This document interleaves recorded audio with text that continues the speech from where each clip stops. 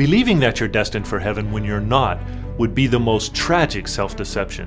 David Servant's book, The Great Gospel Deception, will help you be sure that heaven will be your eternal home. Order your copy at HeavenWord.tv. Well, it's good to be together one more time as we continue our chronological study through the entire New Testament. And our study takes us back to the Epistle of James once again today. We're getting close to the end now in chapter 5. And last time we were together, we ended it with James chapter 5, verse number 6. And so today we want to start in verse number 7 of James chapter 5. I'm only going to read the first couple of verses because there's a reason to stop after we do.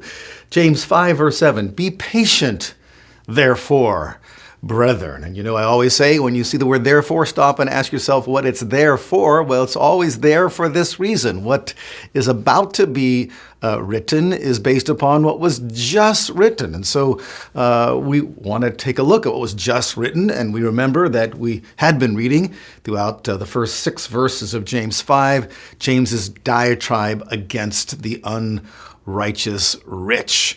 And one of the things which he called them to account for was that they had hired laborers to harvest their fields, but they hadn't paid the laborers. And so they had exploited the poor for their own selfish ends and greed.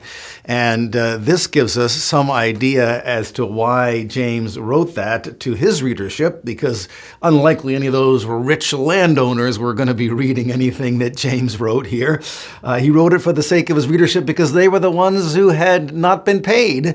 They were the laborers out there in the fields. And of course, if they had been scattered, as we read in the first chapter, abroad because of persecution, you don't get the high-paying jobs. When you're scattered abroad, you become a day laborer. And so at least I'm persuaded that we have good reason to believe that James, when he says, "Be patient, therefore," he's referring to the sufferings that are implied that they had been suffering in the first 6 verses, not being paid for their work. Okay, so be patient, therefore, brethren. And what should they be patient for? What are they looking for? Until the coming of the Lord.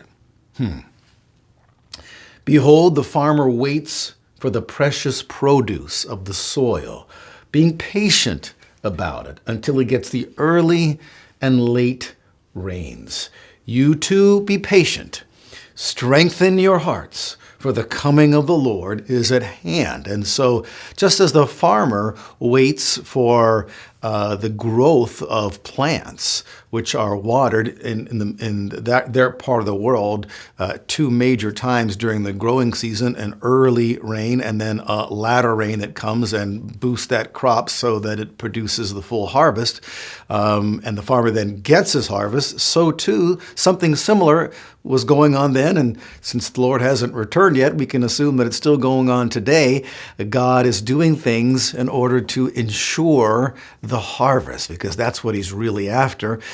God's ultimate plan is to have a new heavens and new earth where righteousness dwells, okay, according to I believe the book of Isaiah.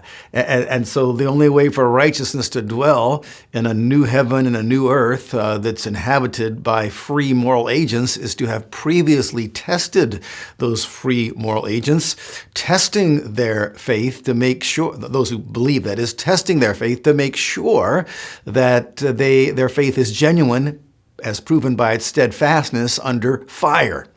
And then when all that is accomplished, then God can say, we can separate, the sheep from the goats and get on with our plan. Well, remember that one of the first things that James wrote in this epistle was, "Count it all joy, my brethren, when you encounter various trials, knowing that the testing of your faith produces endurance," and so forth. And so the theme that James began with, now we see he begins to turn into that same theme as he ends this epistle, talking about endurance during suffering and the ultimate goal of being ready when the Lord returns, because that's Judgment Day. That's not the end. That's really the ultimate beginning. That's what we're all, anticipating. That's the big day. Okay, so what James wrote to his contemporary readers certainly applies to us today. We just need to be patient and wait for the Lord. He's going to come. There's absolutely no doubt about that. It seems to me that James was persuaded at this point in time, as he wrote in verse number 8, the coming of the Lord is at hand. He believed that it likely happened in, his lifetime. In fact, fairly soon, to use that kind of a phrase. But you remember when we studied Jesus' Olivet Discourse, Matthew 24:25, at the close of that, we all recognized if we had been there and heard Jesus say what he said, we would have all come to the conclusion that he may very well return, he would return, in our lifetime, because Jesus was speaking to people as if, they could possibly see the Lord's return. We discussed that, remember, when we looked at it, because people say, well, what was Jesus doing misleading them? He was not misleading them. Jesus himself testified, I don't know the day nor the hour. Only the Father knows that. And so he had to get his own disciples ready for it, because there was the chance, he knew he was coming back. He didn't know when. There was the chance that they could be alive when he came back. And James obviously also, adopted that same viewpoint that was passed on to him by apostles and so forth, and that was the common belief. Everybody was looking for Jesus. Well, what we can conclude is that if Jesus, could have come back in that generation, he can come back in our generation. And oftentimes when we begin to suffer and long for some better place and something better, as we begin to think more seriously about, well, when is he going to come back? Because that's when, all my suffering is over. James says, you to be patient, and listen to this, strengthen your hearts. And so that's something we can do. How do you strengthen your heart? Well, you just make the determination to believe. And of course, unbelieving involves continuing to believe.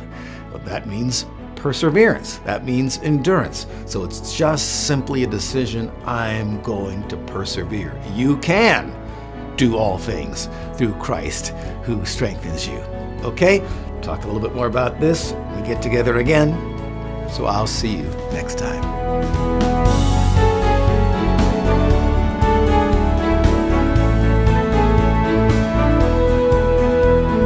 HeavenWord 7 is made possible by the financial support of viewers like you. Thank you.